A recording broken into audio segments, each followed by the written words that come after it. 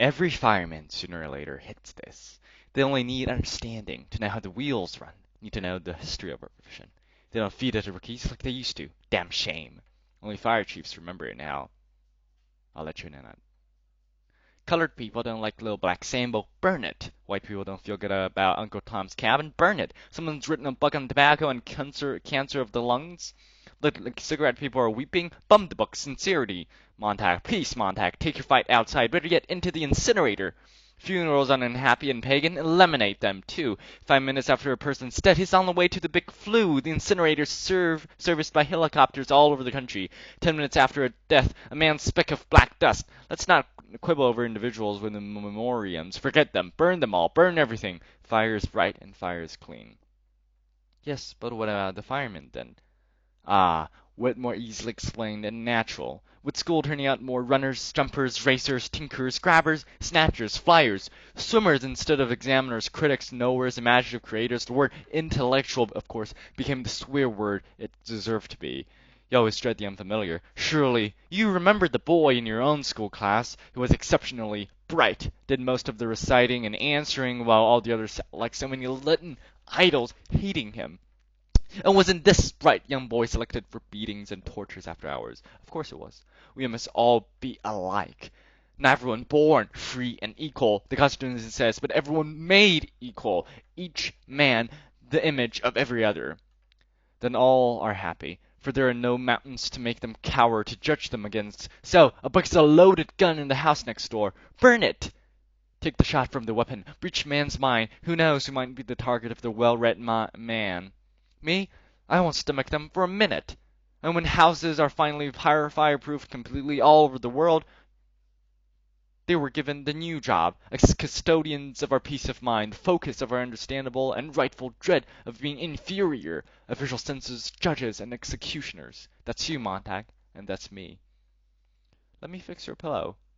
No! Get away! Life becomes one big pratfall, Montag. Everything bang, boff, and wow. For God's sake, let me be! What's this? There was a girl next door. She's gone now, I think. Dead. I can't even remember her face. But she was different. How? How did she happen?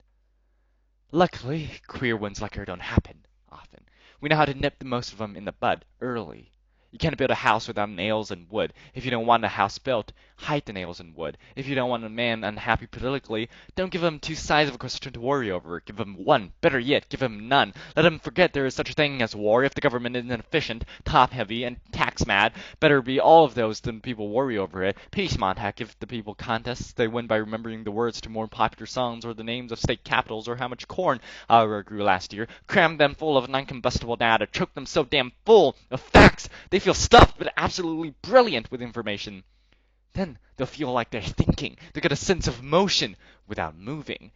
They'll be happy because the fact of those sorts don't change. Don't give them things like philosophy or sociology to tie things up with.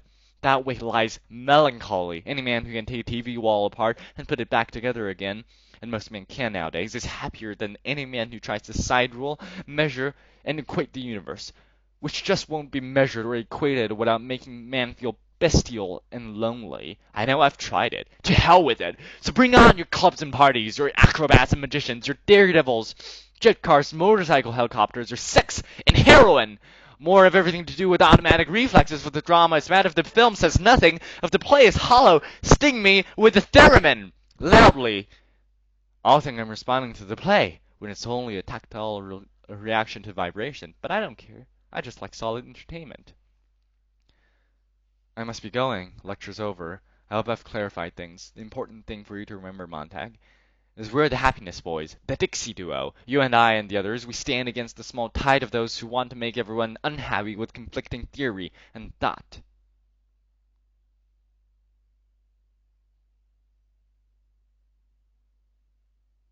Alright, you can come out now. It's alright. You're welcome here. I don't belong with you. I've been an idiot all the way. We're used to that. We all made the right kind of mistakes, or we wouldn't be here. When we were separated individuals, all we had was rage. I struck a fireman when he came to burn my library years ago. I've been running ever since. You want to join us, Montag? Yes. What do you have to offer? Nothing. I thought I had a part of the Book of the Lesser Seas and maybe a bit of Revelation, but I haven't even that now.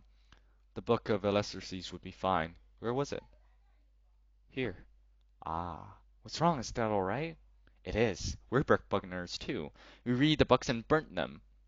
Afraid they'd be found. Microfilming didn't pay off. We were always traveling. We didn't want to bury the film and come back later. Always the chance of discovery. Better to keep it in our old heads, where no one can see it or suspect it. We're all bits and pieces of history and literature, international law. Byron, Tom Paine, McSheevel, or Christ, it's here, and the hour is late and the war's begun. We are all out here, the city is there, all wrapped up in its own coat of thousand colors. What do you think, Montag? I think I was blind trying to do things my way, planting books in firemen's houses and sending in alarms. You did what you had to do. Carried out on a national scale, it might have worked beautifully, but our way is simpler, and we think better. All we want to do is keep the knowledge we think we'll need, intact and safe. We're not out to incite or anger anyone yet, for if we're destroyed, the knowledge is dead, perhaps for good. We're model citizens in our own special way. We walk the old tracks, we lie in the hills at night. And the city people let us be. We're stopped and searched occasionally, but there's nothing in our persons to incriminate us. The organization is flexible, very loose, and fragmentary. Some of us have to have plastic surgery on our faces and fingerprints. Right now, we have a horrible job. We're waiting for the war to begin and quickly end. It's not pleasant, but then we're not in control. We're the odd minority crying in the wilderness. When the war's over, perhaps we can be of some use to the world. And when the war's over, someday, some year, the books can be written again. The people will be called in, one by one, to recite with an O, and we'll set up the type until another dark age. Well, we might have to do the whole damn thing over again. But that's the wonderful thing about man. He never gets so discouraged or disgusted that he gives up doing it all over again, because he knows very well it's important and worth the doing.